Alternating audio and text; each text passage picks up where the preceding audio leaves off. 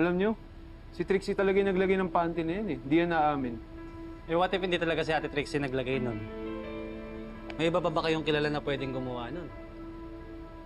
Ha? Eh, sino naman? May iba pa bang gustong mag-away kayo ni Ate Vanessa? Nakausap ko na si Mama eh. Sabi niya hindi daw siya. Siya lang naman kilala kung mainit yung ulo kay Vanessa. Eto, naisip ko lang ha. Baka kasi may ibang nakialam. Sino pa bang may ibang access ng maleta at bikini ni Ate Trixie? Si Trixie lang yan. Alam mo ang gusto niya? Ang goal niya ay mag-away kay ni Vanessa. O ngayon na nangyari yan, happy-happy na siya. Masaya na yun. Tama. Diba? Nadali mo, bro. Basta, kanduwa na duel ang Trixie. Nangyari na eh.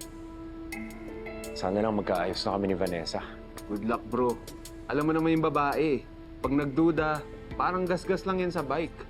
Kahit anong polish mo, may marka na yan. Sana lang huwag niya makalimutan kung gaano ko siya kamahal. Yun. Yun pala. Uy, okay lang yan. Ano ka ba? Okay lang. Ikaw naman, bro. Ngiti ka naman dyan. Tama, dito lang kami palagi para sa'yo. Di ba? Kadiri! Next Talyones. The exact law of retaliation. Mata sa matang, ngipin sa ngipin, tubig sa tubig. Idedemanda kita! Go! Magkademandahan tayo. Make my day. Pero bago yan, iisa pa. Hayop ka! Aray! Tawad mo nga ako! Hindi ka pinayo! Dito ka! Yan! Bakit di ba? Yan! Bakit sa'yo? Ano ba? Trixie! Bubusalan kita! Hayop ka! Yan ang dapat sa'yo! Yan ang luri! Haharap mo!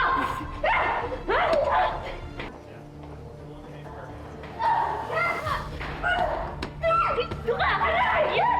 Yan ang babagay sa'yo! Aray! Vanessa! Bawal mo ako sabi! Bawal mo ako sabi! Ano ba? Trixie! Kita Trixie! na! Di ba ako Trixie, tumigil ka na!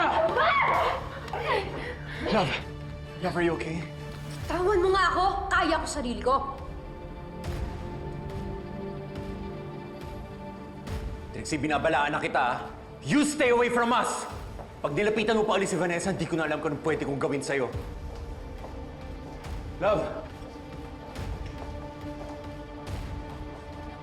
For sure, gagamitan ka ng intimidation yan, kaya huwag ka magpapadala, okay? Kaya mo yan. Let's go!